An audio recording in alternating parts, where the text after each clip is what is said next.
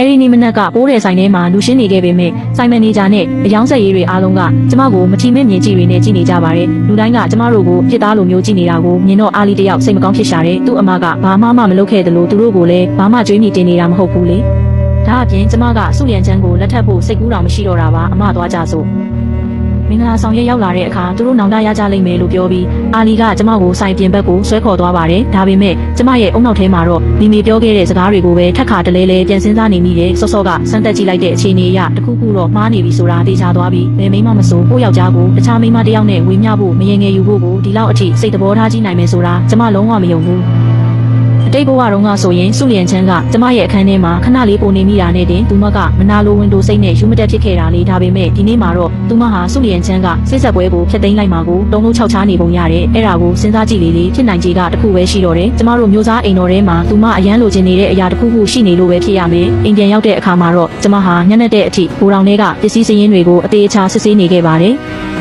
ဘူတောင်ထဲမှာတန်ဖိုးကြီးတဲ့ပစ္စည်းတွေအများကြီးရှိနေပေမဲ့လောကမှာတခုတည်းသောထူးခြားတဲ့အရာမျိုးတော့မရှိပါဘူး။သူမကယောက်ျားတစ်ယောက်ကိုတောင်ဝေမျှပြီးပိုင်ဆိုင်ခြင်းရလောက်အောင်ထိဘယ်အရာကိုအသေးအတန်လိုချင်နေတာပါလေ။ကျမဘလို့မှစဉ်းစားလို့မရတာကြောင့်ဒီကိစ္စကိုခဏပေးဖယ်ထားလိုက်ပါတယ်။ဒါပေမဲ့တခုတော့သိကြတယ်။အတိတ်ဘဝတုန်းကလိုမျိုးလီမေကိုကျမတို့မျိုးစားအိမ်တော်ထဲစိတ်ကြိုက်ဝင်ထွက်သွားလာခွင့်တော့ဘယ်တော့မှထပ်မပေးတော့ပါဘူး။တစ်ဖက်မှာလည်းအရှိနန်းဆောင်ထဲမှာအိမ်ရှိဆန်မင်းသားကျွင်းကျူရွံဟာအချိန်တော်များများကိုအိတ်ဆက်ရင်းပဲကုံဆုံးနေခဲ့ပါတယ်။သူခဏတာနိုးလာတဲ့အချိန်မျိုးမှာမှသူ့ရဲ့ကိုရန်တော်ကျွင်းကြီးကအပြင်လောကကသတင်းတွေကိုအစီရင်ခံရတာပါ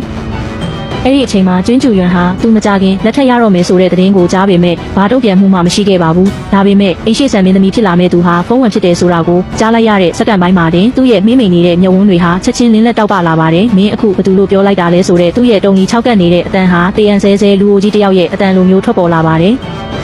အဲ့ဒီအတန်ကကိုရန်တော်ကျွင်းကြီးရဲ့ရင်ကိုစစ်ခနဲ့နာကျင်သွားစေတယ်ဘာလို့လဲဆိုတော့သူရှိကအမျိုးသားဟာတစ်ချိန်လုံးကတော့အားရင်တွေပြေဝပြီးတက်ကြွလွန်းလာတဲ့သူရဲကောင်းတစ်ယောက်ဖြစ်ခဲ့ဘူးလို့ပါပဲကျွင်းကြီးကမင်းသားအနာကိုတိုးကပ်ပြီးရှင်းလင်းပြတ်သားစွာပြန်ဖြေလိုက်ပါတယ်သူမကမျိုးစားမင်းဖုံးမှိုင်ချင်းရဲ့သမီးဘိုးချုပ်ဖုံးဆောင်ရဲ့ညီမလေးဖုံးဝမ်းဘာမင်းသားတဲ့ရင်းနှီးနေတဲ့နာမည်တွေကိုဇက်တိုက်ကြားလိုက်ရတဲ့အခါကျွင်းကျူရွံရဲ့မျက်လုံးတွေဟာပြူးကျဲသွားပြီးခဏကြာအောင်ငိုင်ကျသွားပါတယ်။ဖုံးမိသားစုအပေါ်မင်းသားဘလောက်အထိတန်ဖိုးထားတယ်ဆိုတာသိနေတဲ့ကျွင်းကြီးကဖုံးဝံနဲ့စုလျံချမ်းတို့ကြားကအိဆအဝဝကိုအသေးစိတ်ပြန်ပြောပြလိုက်ပါတယ်။ကျွင်းကျူရွံကတော့မျက်တောင်တစ်ချက်မခတ်ပဲအာယုံဆိုင်ပြီးနားထောင်နေခဲ့ပါတယ်။ကျွင်းကြီးပြောပြတာတွေအားလုံးပြီးသွားတဲ့အခါမှာကျွင်းကျူရွံဟာသူ့ရဲ့မျက်လုံးတွေကိုဖြင်းညင်းစွာမှိတ်လိုက်ပါတယ်။ငါအတွက်ကွာရှင်းစာချုပ်တစ်စောင်ပြင်ထားပေးပါငါသေးဆုံးပြီးတာနဲ့အဲ့ဒီစာကိုငါရဲ့ခမဲတော်နဲ့မဲတော်စီပို့ပေးလိုက်ပါတယ်။မင်းသားဟာသူ့ကွယ်လွန်သွားတဲ့အခါဖုံးဝံကိုသူ့နောက်ကိုအပါခေါ်မသွားပဲလွတ်လပ်ခွင့်ပေးပြီးကာကွယ်ပေးချင်နေတာပါကျွင်းကြီးကရင်ထဲကနာကျင်မှုကိုအောင်အင်းရင်ကောင်းငိမ့်လိုက်ပါတယ်တစ်ဖက်မှာတော့ကျမဟာမင်းညကညနေမှအိတ်ခဲ့ရပေမဲ့နောက်တနေ့မနက်မှာစောစောထားခဲ့ပါတယ်အခုတော့မိသားစုထဲမှာအာလီနဲ့ကျမနှစ်ယောက်တည်းပဲကြံတော့တာမို့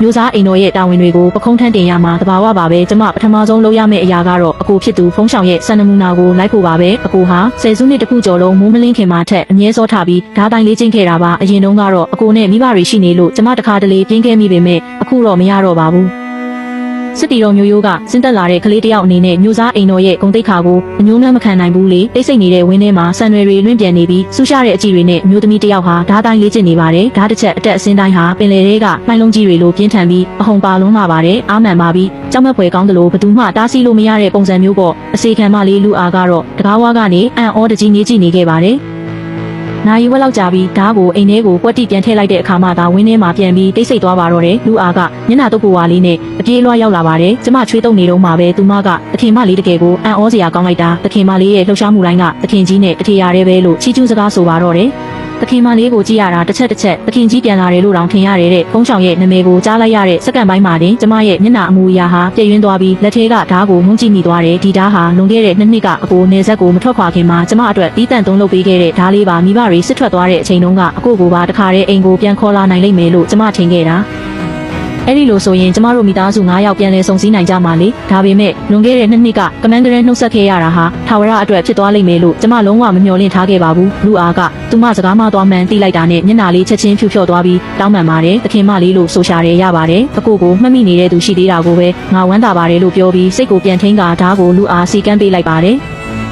အာလီရောလို့ကျမမေးလိုက်တော့လူအားကဓားကိုရိုးရိုးသေးသေးကိုင်ရင်းနဲ့သခင်လေးကတော့မိုးမလင်းခင်ကလေးကကျောင်းတော်ကိုထွက်သွားပါပြီးဒီနေ့ထူးထူးခြားခြားဆရာတယောက်လာပြီးဟောပြောပို့ချမှာမို့လို့စောစောသွားပြီးပြင်ဆင်ခြင်းတယ်လို့ပြောပါတယ်လို့ပြန်ဖြေပါတယ်အကိုဖြစ်သူကိုဆုံးရှုံးလိုက်ရတဲ့နာကျင်မှုတွေကြားကအာလီလေးဟာအိမ်တော်ရဲ့အားကိုးရာဖြစ်လာဖို့စ조사နေရှာတာပါ အာလီကเจ้าမှာတကယ်ကိုစူးစမ်းရှာတာပါအိမ်မှာအခက်ခဲတွေဖြစ်ပြီးကလေးကပြီးခဲ့တဲ့6လအတွင်းသူတရက်မှနားရက်မယူခဲ့ဘူးသူမြင်ကြီးပြင်းကျင်နေတာလေသူ့ရဲ့အဖေနဲ့အကိုတို့လိုမျိုးတကယ်ယောက်ျားကောင်းတစ်ယောက်ဖြစ်လာဖို့ကလွဲလို့သူဘာမှမတောင်းတခဲ့ပါဘူးညဘက်မှာကျမအစီခံတွေကိုအာလီကြိုက်တဲ့ငါးဟင်းလေးထည့်ချက်ပေးဖို့မှာထားခဲ့တယ်မနှက်စာစားဖို့ပြင်နေတော့မှပဲအာလီရဲ့အနီးကပ်အစီခံကအသက်ရှူမဝပဲပြေးဝင်လာပါတယ်သခင်မလေးဒုက္ခရောက်ပြီးသခင်လေးကိုကိုကျုပ်စုကရိုက်နှက်နေပါတယ်တဲ့အစီခံတွေလိုက်မမီခင်မှာပဲကျမဟာဒေါသအဟုန်နဲ့ကျောင်းတော်စီကိုပြေးထွက်သွားခဲ့ပါပြီ။အန်ချမ်းကျောင်းတော်ရဲ့လေ့ကျင့်ရေးကွင်းမှာအာလီတယောက်တေးသေးလေးပေမဲ့နမက်ရက်နေတာကိုတွေ့လိုက်ရတယ်။သူ့မျက်နှာမှာအညိုမဲဆွဲပြီးနှထင်မှာသွေးတွေထွက်နေပေမဲ့သူ့ရဲ့အကြည့်တွေကတော့ခေါင်းမာမာနဲ့တည်ငြိမ်နေသေးပါ။ကျွန်တော်သူမကိုမစော်ကားခဲ့ဘူးလို့ပြောပြီးပြီပဲခမ ्या မှာဘာသက်တေမှမရှိဘဲနဲ့ကျွန်တော်ကိုလာရိုက်တာကလေးတယောက်ကိုအနိုင်ကျင့်နေတဲ့ခမ ्या တို့ကမှအမှားလုပ်နေတာလို့အာလီကပြန်ပြောပါတယ်။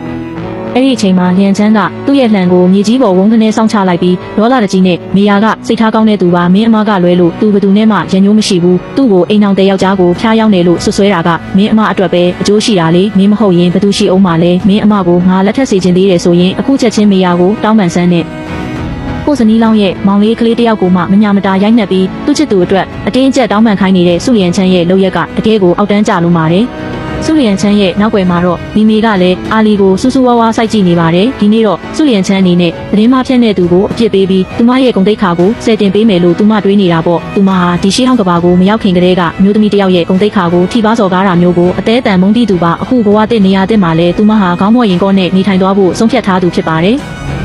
အာလီကတော့မထီမဲ့မြင်ပြုံးလိုက်ပြီးခမ ्या ကတော့ကိုရောသူမကိုရောတကယ်ကိုအထင်ကြီးလွန်းနေတာပဲကျွန်တော်အမကသူမနဲ့ရှင်ပြိုင်ဖို့တောင်စိတ်မဝင်စားသလိုကျွန်တော်ကလည်းသူမကိုလိုက်ပြီးစော်ကားနေဖို့မအားဘူးခမ ्या တို့နှစ်ယောက်ကဒီနေ့ဖိတ်ထားတဲ့စစ်ပညာသင်ဆရာတွေမှန်းသိခဲ့ရင်ကျွန်တော်လုံးဝလာမှာမဟုတ်ဘူးလို့တုံ့ပြန်လိုက်ပါတယ်အဲ့ဒီစကားကိုကြားလိုက်ရတဲ့အခါစုလျန်ချမ်းရဲ့မျက်နှာကပိုပြီးတော့တောင်မင်းမောင်သွားပါတယ်ဆရာကြီးကငါတို့ကိုဒီကိုဖိတ်တာမင်းတို့အတွက်စံပြဖြစ်အောင်လို့ပဲတနေ့ကြရင်မင်းတို့လည်းစစ်မြေပြင်ထွက်ရန်သူကိုတိုက်ထုတ်ပြီးတိုင်းပြည်ကိုကာကွယ်ရမှာလေမင်းကဘလို့စိတ်တက်မျိုးထားနေတာလဲဒီမင်းဆက်မှာသူရဲကောင်းတွေကိုအထင်သေးတာဟာကြီးလေးတဲ့ပြစ်မှုပဲလို့ဟုတ်ပါတော့တယ်အာလီရဲ့ငွေရွယ်တဲ့မျက်နှာလေးမှာတော့ဒေါသကြောင့်အေးဆက်သွားပြီးဒီနိုင်ငံသားတယောက်အနေနဲ့ခမားစစ်ပွဲကိုအဆုံးသတ်ပြီးပြည်သူကိုကာကွယ်ပေးခဲ့တာကိုကျွန်တော်လေးစားပါတယ်ဒါပေမဲ့ကျွန်တော်အမရဲ့မိသားစုဝင်တယောက်အနေနဲ့ပြောရရင်တော့ခမားဟာနှလုံးသားမရှိတဲ့အရှက်မရှိတဲ့လူယုံမာတယောက်ပဲကျွန်တော်ကခမားရဲ့အောင်မြင်မှုတွေကိုမလေးစားတာမဟုတ်ပါဘူးခမားကျွန်တော်အမအပေါ်လုပ်ခဲ့တဲ့လုပ်ရက်တွေကိုပဲမခံမရက်နိုင်ဖြစ်နေတာပါလို့ပြက်ပြက်သားသားပြောလိုက်တဲ့အခါညံချမ်းတယောက်ဒေါသတွေငယ်ထိတ်ဆောင်ပြီးသွေးတွေတက်လာပါတော့တယ်စုလျန်ချမ်းရဲ့မျက်နှာဟာဒေါသကြောင့်သွေးဆုပ်ဖြူရောသွားပြီးလက်ထဲကငွေရောင်လန်တန်ကိုလည်းတင်းတင်းကြပ်ကြပ်ဆုပ်ကင်ထားပါတယ်ဒီရွယ်နဲ့ဒီလိုစကားမျိုးပြောရဲတယ်ပေါ့မျိုးစားအိမ်တော်ကမင်းကိုယဉ်ကျေးမှုမတင်ပေးခဲ့ရင်လည်းငါကိုယ်တိုင်တင်ပေးရမှာပေါ့လို့ပြောဆိုပဲသူ့ရဲ့ငွေလန်တန်ဟာလေထုကိုဖျက်ဆီးပြီးအာလီစီကိုပြင်းထန်တဲ့အရှိန်အဟုန်နဲ့ဥတီသွားပါတော့တယ်ကျမလေးချစ်ရေးကွင်းထဲကိုပြေးဝင်သွားတဲ့အချိန်မှာပဲအဲ့ဒီမြင်ကွင်းကိုအဝေးကနေလှမ်းမြင်လိုက်ရတာပါအာလီကျမရဲ့မျက်ဝန်းတွေပြဝေသွားပြီးအုံနောက်ထဲမှာလည်းဘာမှမရှိတော့သလိုခံစားလိုက်ရတယ်။အော်ဟစ်လိုက်ခြင်းပေမဲ့လေချောင်းထဲမှာတခုခုနဲ့တနေသလိုဖြစ်နေပြီးဘာအတန်မှထွက်မလာခဲ့ပါဘူး။အဲ့ဒီစက္ကန့်ပိုင်းတွင်းမှာပဲအနက်ရောင်ဝတ်စုံဝတ်ထားတဲ့လူတစ်ယောက်ဟာလေးပြေတစ်ခုလိုဝေးခနဲပေါ်လာပြီးဖုန်းလီရဲ့လက်မောင်းကိုဆွဲကာဘေးကိုရှောင်လိုက်ပါတယ်။လန်ပြားဟာအာလီရဲ့ပခုံးကိုအသာလေးပဲဝေ့သွားပြီးသူ့နောက်ကမြေကြီးတွေကိုအားပြင်းပြင်းနဲ့စိုက်ဝင်သွားခဲ့ပါတယ်။အဲဒီတော့မှပဲကျမရဲ့အားရင်တွေပြတ်တောက်ပြီးခြေထောက်တွေခွေချမတက်ဖြစ်သွားရတယ်ဘေးရဲ့နေရာကနေတီတီလေးလွတ်မြောက်သွားတဲ့စိတ်သက်သာရမှုကြောင့်မျက်နှာမှာသွေးရောင်ပြန်တက်လာပါတယ်ကျမအာလီရဲ့ပခုံးကိုဆွဲကင်လိုက်ပြီးအာလီအစဉ်ပြေရဲ့လားလို့မေးလိုက်မိတယ်အာလီရဲ့ပခုံးကအင်ဂျီစာဆုပ်ပြဲသွားပြီးသွေးစာနှဲငယ်ထွက်နေပါတယ်သူဟာတကယ်ကိုထိတ်လန့်သွားရှာပြီးနှလုံးထဲမှာလည်းမျက်ရည်စတွေနဲ့အမကျွန်တော်တကယ်ပဲဘသူ့ကိုမှမစော်ကားခဲ့ပါဘူးလို့တုံတုံရင်ပြောရှာပါတယ်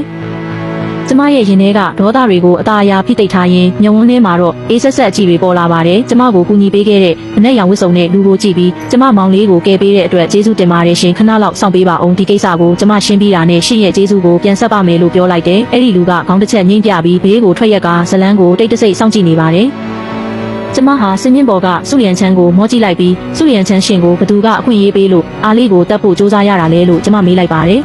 ်ကျမရဲ့အကြည့်တွေကသူ့ကိုအရှင်လက်လက်အပိုင်းပိုင်းဆွဲဖြစ်တော့မဲ့အတိုင်းပါပဲစုလျန်ချမ်းတယောက်စတင်ပြီးထိတ်လန့်တုန်လှုပ်လာပါတယ်တကယ်တော့သူလှန်ကိုပြစ်လွတ်လိုက်တဲ့စက္ကန့်ပိုင်းမှာတင်သူနောင်တရသွားခဲ့တာပါအခုအာလီဘာဒန်ယာမှမရပဲမတက်ရက်နေတာကိုမြင်လိုက်ရမှသာသူတက်ပြင်းချနိုင်မှာတော့တယ်ဒါပေမဲ့သူဟာချက်ချင်းပဲအရှက်ပြေဆိုသလိုမောက်မာတဲ့လေတံနဲ့ပြန်ပြောပြန်ပါတယ်ငါကသူ့ရဲ့ခဲအိုလောင်းဖြစ်တယ်လို့ဒီနေ့အတွက်လည်းသူ့ရဲ့စစ်ပညာသင်ဆရာပဲလေသူကလူကြီးကိုမလေးမစားလုပ်တာပဲအဖြစ်ပေးတင်တာပေါ့မဟုတ်ဘူးလားတဲ့အဲ့ဒီစကားကိုကြားလိုက်ရတဲ့အခါကျမဟာချက်ချင်းပဲမြေကြီးမှာစိုက်နေတဲ့ငွေလန်တန်ကိုဖြတ်ခနဲဆွဲယူလိုက်ပြီးစုလျန်ချမ်းစီကိုတက်တက်မမတ်ချိန်ရွယ်လိုက်ပါတယ်ဒါကအဖြစ်ပေးတာလားဒါမှမဟုတ်လူတက်ဖို့စူးစမ်းတာလားရှင်ဒီနေ့ကျမကိုအဖြစ်တစ်ခုတေချာပေါက်ပေးရမယ်လို့ပြောပြီးတာနဲ့ကျမဟာလှန်ကိုဆွဲကင်ကစုလျန်ချမ်းစီကိုတဟုန်ထိုးပြေးဝင်သွားပါတော့တယ် တန်တန်စီကထွက်ပေါ်လာတဲ့မြေကြီးတန်ဟာလေထုထဲမှာငကားတကောင်ဟိန်းဟောက်လိုက်တယ်လို့ပါပဲကျမရဲ့တိုက်ကွက်တွေကပြင်းထန်လွန်ပြီးလှန်ဖျားကလေကိုခွဲကငွေအောင်လင်းနှန်းတွေနဲ့အတူသူ့စီကိုတန်တန်မတ်မတ်ဦးတည်သွားပါတယ်စုလျင်ချမ်းဟာလီမေကိုသူ့နောက်ကိုဆွဲပိုးလိုက်ပြီးဘေးကိုခက်တက်တွက်ရှောင်လိုက်ရပါတယ်ဒါပေမဲ့သူရှင်းရှင်းလင်းလင်းတောင်မမြင်လိုက်ရခင်မှာပဲလူရိတ်တစ်ခုကသူ့ရှေ့ကိုဝဲခနဲ့ရောက်လာပါတယ်အချိန်ကညံလွန်းတာကြောင့်သူဘလို့မှတုံ့ပြန်ဖို့အချိန်မရလိုက်ပါဘူးလန်ဖျားကသူ့ရဲ့လေပင်စီကိုအရောက်မှတင်ရက်တန့်သွားပါတယ်။ငွေရောင်လန်တန်ပေါ်ကနေစီးကျလာတဲ့သွေးဆက်လေးတွေကလှန်မာချီထားတဲ့အနီရောင်ခွာလေးကိုပိုပြီးတောက်ပသွားစေတယ်လို့ပါပဲ။စုလျင်ချမ်းရဲ့မျက်လုံးတွေဟာပြူးကျဲသွားပြီးခံစားနေရတဲ့နာကျင်မှုကိုတောင်ဂရုမစိုက်နိုင်တော့ပါဘူး။မင်းကဒီလောက်တောင်တိုက်ခိုက်ရေးမှာတော်နေတာလားတဲ့သူကတော့ဖုံးကန်ဆိုတာတက်တောင့်တက်တာနေခြင်းပြီးပင်မဆင်းရဲမှုကိုမခံနိုင်တဲ့အပြင်ဟန်ပြတိုင်းကွက်လေးတွေလောက်ပဲတက်တဲ့သူလို့အမြဲထင်ခဲ့တာလေ။ကျမရဲ့မျက်နှာပေါ်ကဒေါသတွေကတော့မပြေသေးပါဘူးကျမရဲ့အဖေနဲ့အကိုတွေနဲ့ရှင်ရင်တော့ကျမကဘာမှမဟုတ်သေးပါဘူးဒါပေမဲ့ရှစ်လိုလူမျိုးကိုကင်တွယ်ဖို့အတွက်တော့ကျမကလုံလောက်တာထက်တောင်ပိုပါသေးတယ်လို့ကျမတုံ့ပြန်လိုက်တယ်လီမေကတော့ဘာတိုင်းပညာမှမတက်တာမို့စုလျင်ချမ်းရဲ့နောက်မှာကွယ်နေပါတယ်သူမကကျမကိုဒေါသတကြီးစိုက်ကြည့်ရင်မျိုးစားအိမ်တော်ဆိုတာတကယ်တော့အနိုင်ကျင့်တဲ့သူတွေစုနေတာပဲကိုအာလီကနင့်ကိုအားကိုးပြီးငါမျက်နှာကိုမှမထောက်ပဲစော်ကားခဲ့တာနင်းကရောတိုင်းတက်တယ်ဆိုပြီးကိုယ့်ရဲ့ခင်မွန်းလောင်းကိုပြန်တိုက်ခိုက်ရဲတယ်ပေါ့ဒါဟာမျိုးစားအိမ်တော်ရဲ့ဆုံးမမှုလားတဲ့အဲ့ဒီစကားကြောင့်ကျမရဲ့အကြည့်တွေကအေးဆက်သွားပြီးလှန်ကိုဒီမေဘက်ကိုဝေယမ်းလိုက်ပါတယ်